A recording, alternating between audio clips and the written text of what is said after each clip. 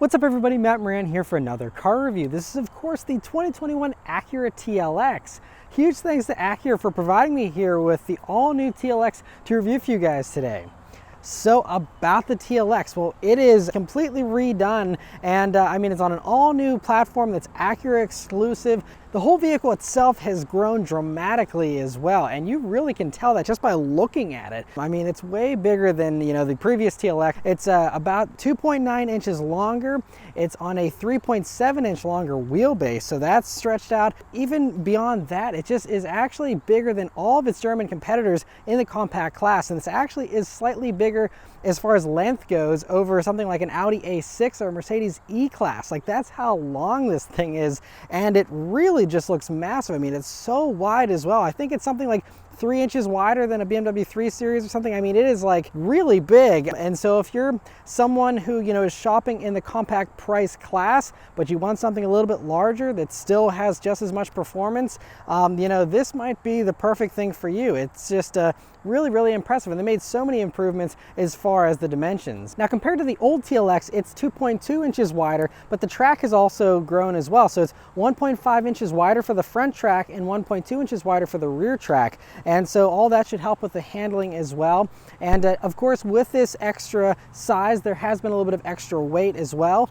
So that is one of the penalties you pay for. We'll see how that affects the handling out on a back road. But overall, it just gives it really good dimensions, really good looks. I love this nose too. I mean, it's so impressive how they kept this pretty close to the concept Type S that they came out with. And so you have these very slim LED headlamps up front there, the nice bold Acura grille, which I really love, with that like star constellation type of a look to those little diamonds there in the middle of it. And then coming down to the sides here, now this one is an advanced trim. So you have these 19-inch wheels. This would look a little bit sportier if it was the A-Spec version, but the advanced version is the only way you get the adaptive suspension and also like adjustable side bolsters and a few other nice toys. Going out to the back though, it also, I think, is a very nice look. So you see a very short rear deck there. But I think that even though it is a short deck, I don't think it looks stubby by any means. You have, again, just the width of this vehicle is really accentuated by those taillights, which look very nice. I also think you can see the width just on the rear quarter panels there, how much it juts out. It really has hips, which is something you don't see on a compact sedan like this most of the time. I mean, it really does kind of come out a lot farther than you would expect it to. And so it just gives this whole vehicle a very dramatic look from every single angle, and I think it looks really good. All right, so start up and go for a drive. The 2021 TLX uses the same Acura key you usually get. It's just a really long key, and it's pretty thick as well. So it's one of the bigger keys out there, and so I don't like that about it. But I mean, the materials and stuff feel fine. It has a good, heavy weight to it because it is so large. But not my favorite key out there. I wish they would kind of restyle that. But of course, it's keyless access, keyless entry, and push button start. So you just leave the key in your pocket, hit the engine start button, and it starts right up. Also, if you're curious to hear about the interior in the 2021 TLX, my wife and I actually just did a full in-depth interior review on the TLX here, so I'll link that above. You can go watch that if you want to hear all of our thoughts on it. But overall, it's completely new. It uses all the newest Acura stuff that you've seen in the RDX, but the whole dash and everything is very low. It gives you a very dramatic and very cool look, and the materials are a lot nicer in here now and everything. Overall, it's a really nice interior. All right, so setting off here in the 2021 TLX. So the first thing you notice, there's just a lot to take in because it is completely different than the old TLX, and is a very interesting driving position. So you have a nice low dashboard, and so that's very easy to see over, but the hood is a little bit longer. So if you're going up hills and stuff, that hood is a little more pronounced than it might be in some of the shorter hoods of some of the competing vehicles or the old TLX. So that's an interesting thing, but I do like how you can see the ridges of the hood there a little bit. It's kind of a cool look. Other things though, you have nice thin A-pillars, so visibility otherwise is very good. The door mirror is onto the door there, not right at the base of the A-pillar like it is in some other vehicles. So that's really good. View out of the back is also pretty good, as far as sedans go. And so you have a pretty good view forward. I'm pretty impressed with that. It's just, it does feel a lot longer up front than the old TLX. That's one thing I'm definitely noticing for sure. And this whole vehicle feels a little bit bigger. My wife actually leases a C-Class, and so, this is competing with that. But again, because of how large this is and how this is actually sized like an E-Class, it feels about as big as an E-Class whenever you're driving this around. Maybe not quite, but very very close. Other things to note here though, so this advanced trim has the adaptive dampers, and so I'm in normal mode right now. Whenever I was driving a few minutes ago, I was in comfort mode, and both modes are very soft and smooth, and it's impressive how much this just floats along.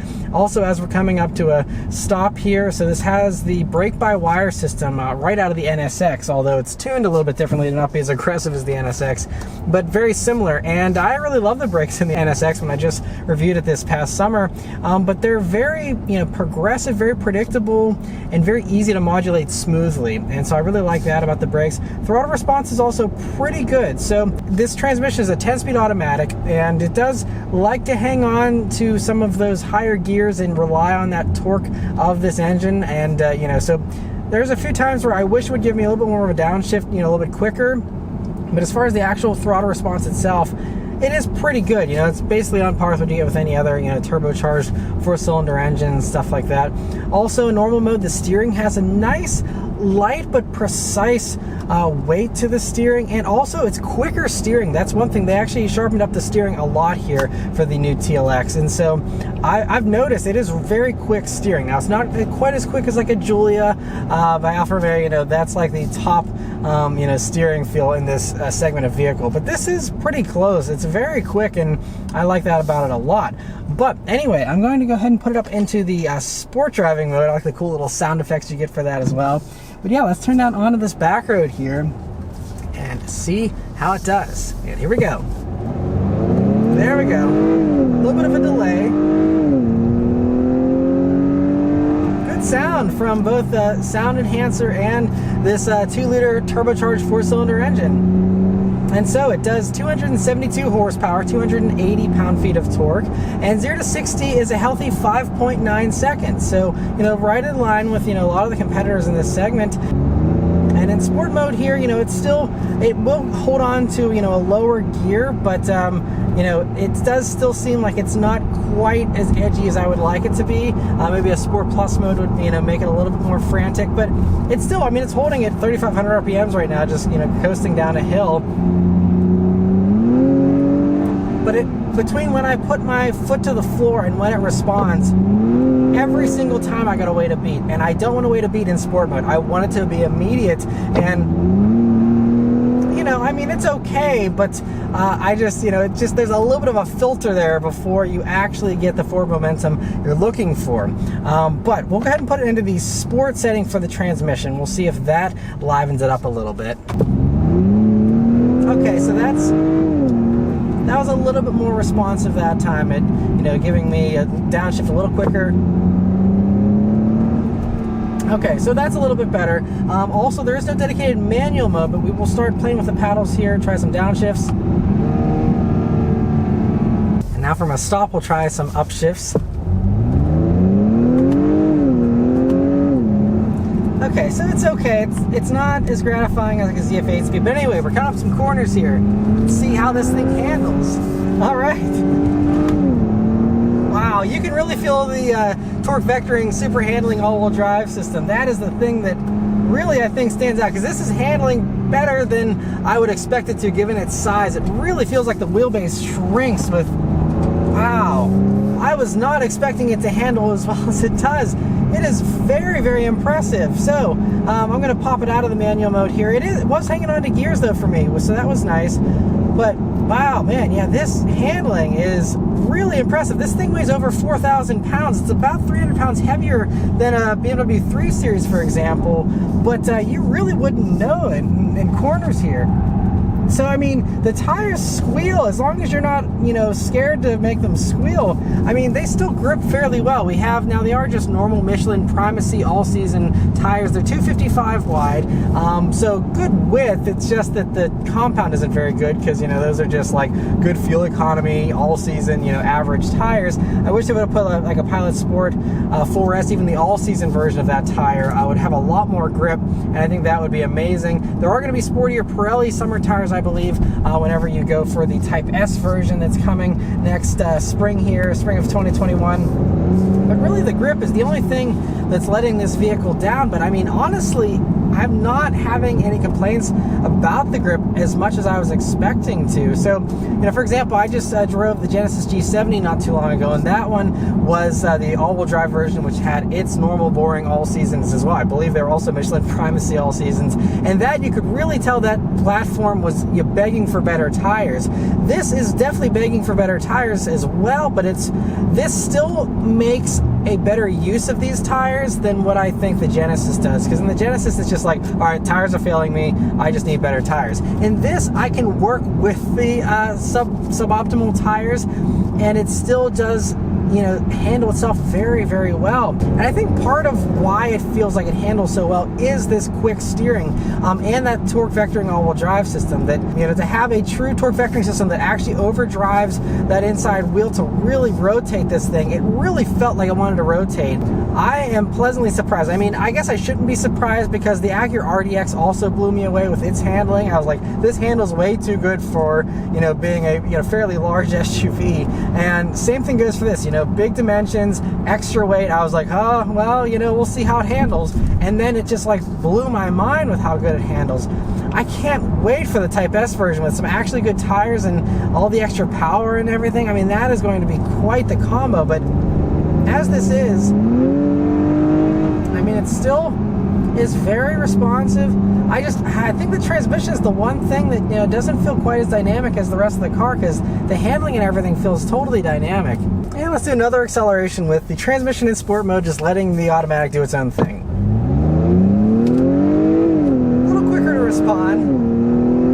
I also like how, even though I have the suspension in its sport mode for these adaptive dampers, it still gives me some forward, pitch forwards and backwards, so that the nose kind of lifts up a little bit, the back end kind of squats down, and it gives you a little bit of drama there with that, which I personally like. But they did a lot of changes to this suspension. I mean, it's completely new, obviously being on this new platform and everything, but they're saying compared to the old TLX, the rigidity is up 50%. And not only does that improve your handling, but it also improves your ride. And so that's why, even in sport mode here with the dampers in their stiffest setting, on this rough road, it is still so smooth. You also don't hear much road noise or tire noise. Part of that is because you're on these, non-sporty tires. But, really does just glide along and soak things up, even in sport mode. I could drive around in sport mode the entire time, and the ride wouldn't be even close to uncomfortable. It is, we're still such a good luxury car as well as being a sports sedan. But as far as the suspension and all the other things they did to rework it, first, it's a double wishbone setup, and this is the first time it's been a double wishbone setup since, many, a couple decades ago, I think. And so that is a really nice improvement. Also in the back, the multi-link rear suspension now has an additional link, so it's 5 links, so there's better wheel control in the back there. Also, I don't know if you can hear that, but if you listen closely, you can actually hear a little bit of a blow-off kind of sound in the wastegate here for the turbo, and I like that you can hear a little bit of the turbo. I wish I could hear even more. I hope they play that up in the Type S version. But, it is just kind of cool. You do get a little bit of that. And I also love how with the boost gauge here and this G-meter, it's really cool that you can kind of see that stuff right there in your main, gauge display. And so it's kind of cool to see, how they animate that turbo kind of coming onto boost with this like glowing red orb that just kind of explodes. It's a very cool little look. All right, more corners here coming up. It's addictive taking this thing around corners. So yeah, tires love to squeal, but they kind of hold their grip okay, even though they're making a bunch of fuss. But, I just love how quick this steering is. This car just gives you so much confidence in corners. It is totally up to the task. And, oh man, but yeah, I would do a tire swap. That'd be the first thing I would do to this car. But aside from that, all the other pieces are there for a phenomenal package as far as handling goes. And again, this is just the advanced trim. There's also, now this does have those adaptive dampers, but if you go for the A-Spec version, you get just fixed dampers. But with those, they do have a sport tune setup to them. I'd be very curious to try that out to see, how it feels as far as adjustability and stuff. Because I do like having the adjustability of this suspension, because it really does nicely soften up in those other modes. But I think either way, you're going to probably have a really good handling car. I have been complaining about the responsiveness, and it would be nice if it was a little bit more responsive, but actually whenever you have the transmission in sport mode and the drive mode in sport mode, whenever you're just kind of tooling around, you do want to stab the gas a little bit, you just ride this wave of torque, but it does give you good response, you know, whenever you do put your foot down. It is pretty good. You know, I still wanted to be a little bit more hard edge. Hopefully the Type S fulfills that as well, but I think this still feels really good. I could totally still daily drive this totally happily and not have any issues. But yeah, just cruising behind some traffic here. I'm gonna just continue to daily drive this vehicle here for the next few days. I'm gonna have it for about a week here thanks to Acura. So I'm gonna keep on driving here, and then I'll come back and give you guys my final real world fuel economy, as well as my thoughts on the price and everything else that I noticed here about the TLX in my week of driving it. All right, so I've been driving the 2021 TLX here for a week now. And man, I love this thing more and more the more that I drive it. It really, honestly, going around corners is my favorite thing because it actually feels like it has four-wheel steering. The more they go around corners, I'm like, this thing should not be handling as well as it does. Even with the all-season tires, I'm like, good grief, this thing is like so dynamic and I love it for it. But then it's such a soft, comfortable ride, which is the thing that a lot of other competitors that try and be really sporty, mainly the Genesis G70, you know, that still has a fairly stiff ride, stiffer seats. This thing, I feel like whenever I'm not trying to drive sportingly and I can put it in either normal or comfort mode, the suspension softens up, this seat is super comfortable, everything is nice and relaxed, and I could just drive across the country in this thing at the drop of a hat and be super, super comfortable. And even my wife Beth, who doesn't really comment on the ride of vehicles very often, she doesn't really pick them apart the way I do, but even she was like, wow, this thing is like insanely comfortable. She was actually almost falling asleep in the passenger seat at one point just on a normal drive doing errands because she's like, this thing is like insanely comfortable. It's just this best of both worlds, and you would think, okay, there's some compromise somewhere or something, but there isn't, because like I said, the handling is so good. And so those two things alone are enough to make this probably my favorite vehicle in this segment, which is something I don't say lightly. And I was really blown away by the G70, but this even has an edge over that because, you know, it's just so much more luxurious than the G70 as far as the ride and the refinement. But honestly, it's just as much fun around a corner as a G70.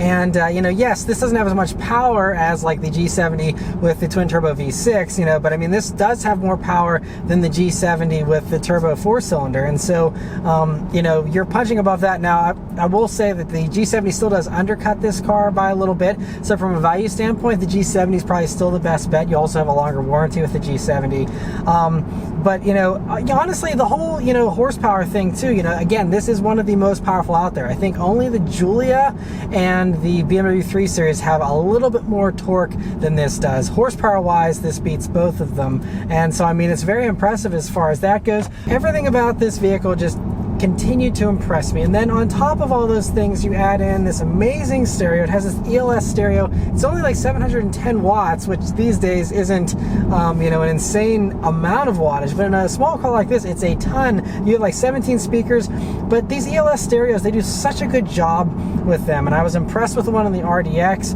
and I'm equally impressed with this one as well. It is, you know, one of the best systems out there. I think, you know, as far as stuff under $50,000, this is, you know, just as good, if not even slightly better than the Bose systems and the brand new Mazdas that I constantly rant and rave about. This is just as good as those.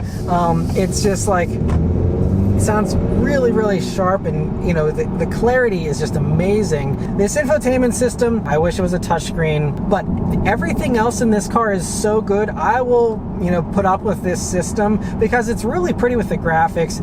Everything else is pretty easy to use. Once you have all your favorites, you know, set and everything, it's really not hard to control, and you have to interact with this touchpad very little once you actually have everything saved in. And between that and voice commands and then using CarPlay and stuff, it's not an issue. It's certainly not a deal breaker in my opinion. You know, you might hop in this on a test drive and be like, oh, this system's confusing, I don't know how to use it. If you give yourself a little bit of time, if you love everything else about the TLX, do not let this infotainment system be a deal breaker. I think you will grow to like it. I know a lot of people, I don't love the Mazda system that forces you to use a controller either, but Mazda owners constantly are like, once you get used to the controller, it's amazing.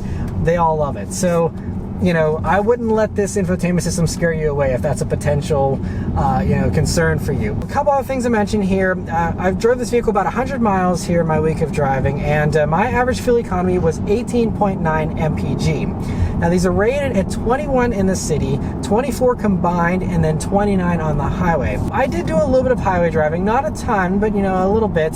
So I was expecting to maybe get something close to that city rating of 21. And so at 18.9, I'm basically I'm 2 mpg less than the EPA rating, and that's about on par with what I usually get in vehicles that I test. I on average get about 2 mpg less than the city rating. So this falls right in line with that. It would have been nice to see 20 miles to the gallon. Now the 4-cylinder competitors, I think some of them will perform a little bit better, but they're also, you have to keep in mind, most of the competitors are a little bit lighter, and most of the competitors are a little smaller and a little less powerful. So all those things will help those to maybe a little bit better fuel economy. I don't know if that's going to be something that's going to be a big deal, because it's likely only going to be a couple mpg here or there. And these things do have potential to get really good fuel economy. Someone else that actually I'm Facebook friends with, they did a road trip in one of these, and amazingly they were able to get 38 miles to the gallon on a very relaxed highway cruise over a couple hundred miles. And so the potential is there, and I do fully believe those EPA ratings. You can easily, I think crack 30 or get close to it, if you're taking it easy on the highway and stuff like that. So I think this can be very fuel efficient, so don't be scared off by my 19 mpg there either. And then the last thing to mention here is the pricing of the TLX, which is really another very strong thing for the TLX. So, these start at about $38,500 for one of these, base version with front wheel drive and all that kind of stuff. And that is actually already undercutting all the Germans. They all are going to be starting over $40,000. And even at that starting price, they actually have much less standard equipment than you get in the TLX. And so to actually equip those to even be at the same level playing field as a base TLX, you're looking at well into the mid 40,000s for one of these that's competitively equipped. And a lot of those also will be rear wheel drive base, for their base versions instead of front wheel drive. So if you're in a place to get some snow but you can deal with the front wheel drive thing, you might have a little bit of a trickier handling situation with rear wheel drive than you will with the front wheel drive setup.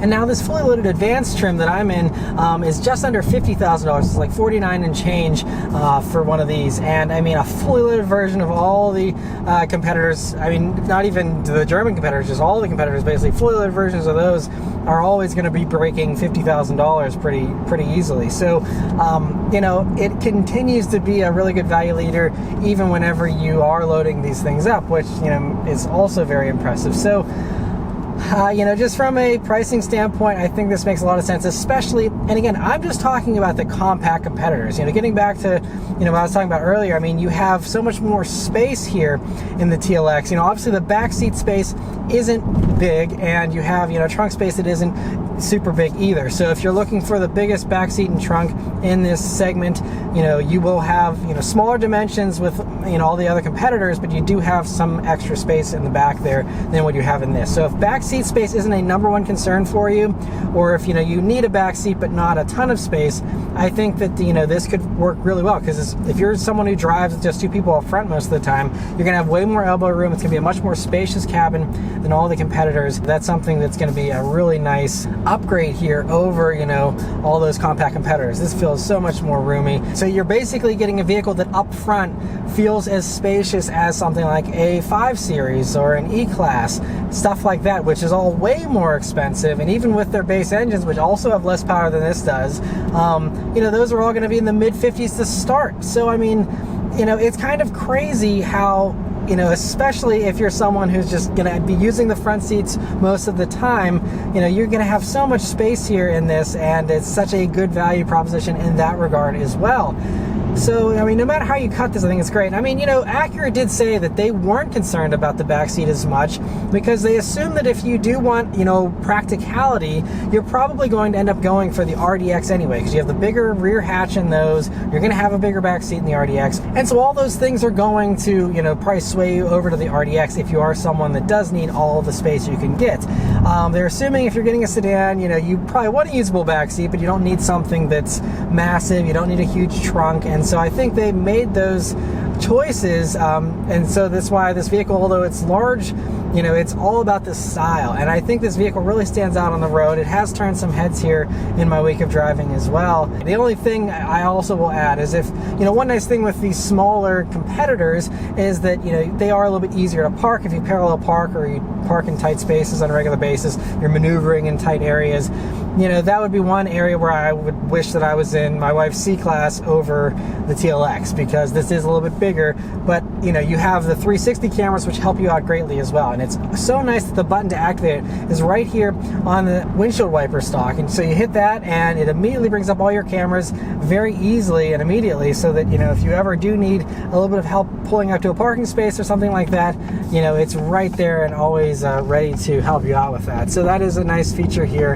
and that is one of the things I believe you get here with this advanced trim, which is I think the trim that I would get, because it is really nice to have the adjustable bolsters, the adaptive suspension, and you get several other features, heated rear seats, the head-up display, which I mean was nice. I wasn't crazy about it, but you know, it is a nice thing to have. And one other little thing I do want to mention is the safety tech here in the TLX is also fantastic. In addition to all being standard, it's also really nice that it works very, very well. I think that actually Acura and Honda's adaptive cruise control system is my favorite outside of Volvo's system. It is so good. The Acura and Honda system is the system that I can turn it on and I can have it do the lane keep assist, so that it actually is doing most of the steering for me and everything. And it's one of the systems I don't have to babysit. I can trust that it always works predictably. It never scares me. It never makes me be like, oh, okay, it's going off the rails a little bit. It's struggling to stay in the lanes. I never feel any struggle with this system. It always gives me confidence every time I use it, and it's an easier system and a more confidence-inspiring system than a lot of the competitors that I'm still kind of in beta testing mode. I'm like, okay, let's see if it holds the lane, and it doesn't, or you know, it's a little glitchy, or it doesn't work consistently. This works so consistently every single time, yet it works nicely in the background. So you can also customize, you know, what stuff you have on, what stuff you don't have on, to kind of dial it in. But you know, the way I have it, like I don't have the lane departure mitigation on, so it's not, you know, trying to help me stay in the lane, because I like, you know, kind of hitting an apex and stuff, and so I don't want to concern the system with all that, so I just kind of leave that in the background. But you know, whenever I do want to turn everything on, I do, and it works fantastic on the highway especially. Their adaptive cruise system also now has stop and go functionality built in, and it is great. So it actually has a several second time gap where even if you come to a full stop with the system, it will resume as long as you're inching up, or if you're, you know, stopped for only a very brief